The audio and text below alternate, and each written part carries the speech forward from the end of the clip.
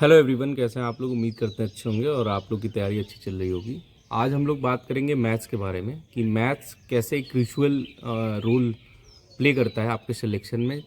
वो चाहे कोई भी वनडे एग्ज़ाम हो, चाहे आप एसएससी दे रहे हो, चाहे स्टेट का एग्ज़ाम दे रहे हो, maths is a very crucial subject. और इसको हम लोग इग्नोर कैसे करते हैं उसके बारे में बात करेंगे। और अगर आप आरआरबी एनटीपीसी का एग्ज़ाम देने जा रहे हैं या उसकी प्रिपरेशन कर रहे हैं तो उसमें एडवांस मैथ का कितना रोल है। क्योंकि देखो, जो एसएससी का एग्ज़ाम होता है उसमें तो एडवांस मैथ बहुत अच्छे से पूछी जाती है और सबको पता है कि एसएससी में बिना एडवांस मैथ के सिलेक्शन लेना बहुत जो है इम्पॉसिबल है। तो इसलिए हम लोग आज एनटीपीसी के बारे में बात करेंगे कि क्या जो है एडवांस मैथ इसमें भी इम्पोर्टेंट रोल प्ले करता है और मैथ्स में आप पूरे के पूरे नंबर कैसे पा सकते हैं। देखिए, एडवांस मैथ में बात करने से पहले सबसे पहले हम बात करेंगे कि जो अरिथमेटिक वाला पोर्शन है उसको कैसे कंप्लीट करें और पूरा नंबर उसमें कैसे पाए। तो देखो, एक बात आपको बताएं कि जब भी आप मैथ्स पढ़ें या कोई भी सब्जेक्ट पढ़ें, या मैं जब पढ़ता था, तो जो गलतियां लोग करते हैं वो ये करते हैं कि वो सिलेबस पे पहले ध्यान नहीं देते हैं। अब चूंकि एग्ज़ाम के 15 दिन बचे हैं तो इस समय सिलेबस के बारे में उतनी बात नहीं की जा सकती है, लेकिन फिर भी मैं आपको बताता हूँ कि चाहे मैथ्स हो, रीजनिंग हो, जीएस हो, कोई भी सब्जेक्ट हो, उसमें सिलेबस का बहुत अहम योगदान है। जो बच्चा सिलेबस समझ जाता है और उसके बाद उसके प्रॉपर नोट्स, अपने सेल्फ नोट्स बनाता है, कहीं से भी कोचिंग कर रहे हो आप, कुछ भी कर रहे हो, और वो नोट्स उसके पास अगर होता है तो उसको हम कहते हैं कि अब वो उस नोट से रिवीजन कर सकता है।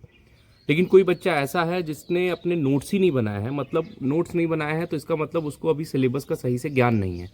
बहुत सारे, कुछ हज़ारों में एक बच्चे होते हैं जो बिना नोट्स के भी सिलेक्शन लेते हैं, लेकिन वो नोट्स नहीं लेते तो वो मार्केट से कोई हैंड रिटन नोट्स लेके आते हैं और उसको 10-15 बार लगाते हैं, बार बार रिवाइज करते हैं। तो नोट्स क्यों ज़रूरी होता है? नोट्स ज़रूरी होता है सबसे पहली बात तो कि नोट्स जब हम बनाते हैं तो अपने को ये पता होता है कि सिलेबस का कितना पोर्शन मेरा ख़त्म हो गया है और कितना पोर्शन बचा है, मुझे रिवीजन कैसे करने हैं, क्या मेरे वीक एरियाज़ हैं। ठीक है, ये सारी चीज़ें होती हैं। तो मैथ्स में होता क्या है कि अब 30 नंबर की मैथ्स आती है जो है एनटीपीसी प्री में, एनटीपीसी सीवीटी 1 में। उस 30 में से आजकल का जो सिलेक्शन लेने के लिए आपको चाहिए कि 30 में से 30 मार्क्स के लिए कोशिश करनी चाहिए। अगर 2-3 मार्क्स भी आपके कम हो रहे हैं तो वो आपकी ड्रॉबैक है और आपके मार्क्स कहीं ना कहीं सिलेक्शन में वो बाधा बन सकता है। क्यों? क्योंकि कुछ लोग कहेंगे कि भाई जीएस में मैं ज़्यादा मार्क्स ला सकता हूँ, जीएस में ज़्यादा मार्क्स नहीं ला सकते, सबकी सिचुएशन वही है। तो मैथ्स में क्या करना चाहिए अभी लास्ट टाइम में कि जो भी आपने नोट्स अभी तक बनाए हैं वो नोट्स आपके टेबल पे, स्टडी टेबल पे, चाहे आप लाइब्रेरी में पढ़ रहे हैं चाहे घर पे पढ़ रहे हैं, वो वहाँ पे होने चाहिए और डेली आपको उठ के उसको रिवाइज करना चाहिए। और जो लोग नए हैं उनके लिए बताएंगे कि भाई देखो, मैथ्स जब भी आप पढ़ो तो आराम से पढ़ो। जैसे मान लो कि आप एवरेज चैप्टर पढ़ रहे हो, तो उस एवरेज चैप्टर को मान लो आप 8 दिन 9 दिन देते हो, कोई बिगिनर होगा तो 10 दिन 15 दिन भी देगा, और कुछ कुछ कोचिंग वाले तो महीनों देते हैं, तो वैसी कोचिंग इग्नोर करना चाहिए। तो मैक्सिमम 6-7 दिन आपको एक चैप्टर पे देना है। और उसका नोट्स कैसे बनाना होता है मैंने बताया था कि आप एक कॉपी लो, उसमें या एक मोटा रजिस्टर लो, और उसमें जैसे एवरेज के जितने भी टाइप के प्रश्न हैं उन सारे टाइप के प्रश्न को करो, जो भी कोचिंग वगैरह या जहाँ से भी आप कर रहे हो। उसके बाद उसमें 4-5 पेज छोड़ दो। उससे क्या होता है कि जब भी इन फ्यूचर आपको कोई नया उस टॉपिक से चीज़ें मिलेंगी तो आप उसमें नोट कर सकते हो, और उसको नोट करके फिर जब भी आप, जैसे मान लो एवरेज चैप्टर ख़त्म किए, अब आप नेक्स्ट चैप्टर पे मूव कर रहे हो तो उस चैप्टर को रिवाइज करते रहो। इससे क्या होगा कि आपकी जो कंटिन्यूटी है, आपकी जो मेंटली आप स्ट्रांग होते जाएंगे कि हाँ मेरा ये चैप्टर तैयार है। उसके बाद जब आप मॉक और पीवाईक्यू पे उतरेंगे तो आपको बहुत अच्छा लगेगा और लगेगा कि हाँ ये सब चीज़ें मैंने पढ़ रखी हैं। ठीक है, तो ये सारी चीज़ें होती हैं मैथ्स के नोट्स के बारे में। ऐसे सेम चीज़ रीजनिंग में भी करना चाहिए। और अगर आप ये चीज़ नहीं समझेंगे तो बहुत सारे लोगों के बहुत सारे साल ख़राब हो जाते हैं। मैंने भी बहुत टाइम तक ये मिस्टेक करी थी।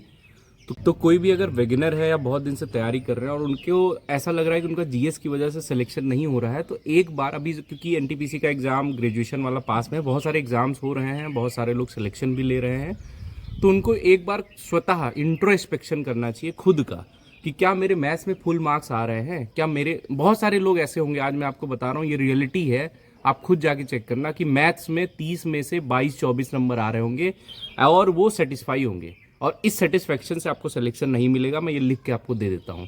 जितने मार्क्स के लिए जितने आप मेहनत कर रहे हो जीएस में अपने 1-2 नंबर बढ़ाने के लिए, उतनी मेहनत अगर आप इसमें करोगे मैथ्स में, तो जो आपके 22-24 आ रहे हो सकता है 28 और 30 के बीच में है और आपका सिलेक्शन हो जाएगा। ठीक है, तो ये चीज़ का ध्यान रखिएगा कि मैथ्स में आपको पूरा एड़ी चोटी का जोर लगाना है और एक स्कोरिंग सब्जेक्ट है जो आपके सिलेक्शन को स्ट्रांग करता है। हर बार मैं कहता हूँ एक समीकरण लेके चलो कि मैथ रीजनिंग में 55-56 नंबर अगर आपके आ गए और 20 नंबर भी अगर आप जीएस में स्कोर कर ले गए, 20 नंबर, तो आपका प्री आराम से निकल जाएगा। ये चीज़ आप समझ लो। ठीक है, अब चलिए बात करते हैं जो मेन टॉपिक है अपना एडवांस मैथ का। एडवांस मैथ में जो रेलवे की ही तैयारी करते हैं उनको बहुत प्रॉब्लम होती है, और जो एसएससी की तैयारी करते हैं उनके लिए रेलवे में कोई अलग से चीज़ पढ़ने की ज़रूरत नहीं होती है। ये चीज़ आप समझिए।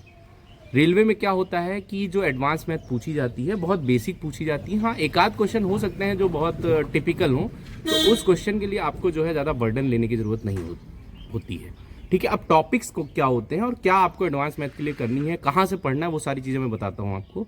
एडवांस मैथ के लिए होता क्या है कि जो रेलवे पूछती है वो बेसिक, जैसे आप मान लीजिए कि मेंसुरेशन उठाते हैं तो उसमें 2D 3D वाले जो क्वेश्चंस होते हैं, ठीक है, उसमें जो बेसिक क्वेश्चंस जो बेसिक फॉर्मूले पे होते हैं या जो अभी थोड़ा अपग्रेडेड फॉर्मूले आ रहे हैं उन पे जो क्वेश्चंस होते हैं वो उन्हीं से पूछती है सवाल। 2D और 3D मेंसुरेशन से क्वेश्चन आना तय होता है। उसके बाद आप ज्योमेट्री में बात करेंगे तो बेसिक ज्योमेट्री के, जैसे मान लो आप सर्कल ले लिए तो वहाँ से भी थोड़ी बहुत थ्योरम बेसिक पूछी जाती है। जैसे आपने पढ़ा होगा कि अर्धवृत्त में बना कोण समकोण होता है। ठीक है, तो राइट एंड ट्रायंगल जो भी है, मतलब ये सारी चीज़ें। उसके बाद ट्रिग्नोमेट्री में बेसिक चीज़ें जो सर्व समीकाएँ होती हैं, आपकी आइडेंटिटीज़ होती हैं, उसको पढ़ना है। बेसिक जो आपके डिग्रीज के वैल्यूज़ होते हैं उन पे क्वेश्चन आ सकता है। ठीक है, तो बेसिक चीज़ें ही सारे सब्जेक्ट, आप ट्रिग्नोमेट्री ले लीजिए और मेंसुरेशन ले लीजिए। अलजेब्रा में जैसे a³ + b³ + c³ - 3ab। तो इन सब चीज़ों को आपको पढ़ना है और इसकी प्लेलिस्ट मैं आपको शेयर कर दूंगा। ठीक है, जिस प्लेलिस्ट से आप पूरा चीज़ जो है ख़त्म कर लेंगे। तो अगर अभी तक आपने एडवांस में बिल्कुल भी नहीं पढ़ा है तो आप टेलीग्राम चैनल ज्वाइन कर लो, वहाँ पे प्लेलिस्ट शेयर कर दूंगा और बहुत सारे इंपॉर्टेंट फॉर्मूलाज शेयर कर दूंगा जहाँ से मैक्सिमम क्वेश्चन आपके हो जाएंगे। ठीक है, बाकी आप अरिथमेटिक में कैलकुलेटिव सवाल बहुत आ रहे हैं, कैलकुलेशन पे काम करिए 10-15 मिनट। अभी लास्ट टाइम अपनी गलतियों को ढूंढिए और उस गलतियों पे काम करिए, इसी से आपका सिलेक्शन हो सकता है। ठीक है, चलिए पढ़ते रहिए। All the best.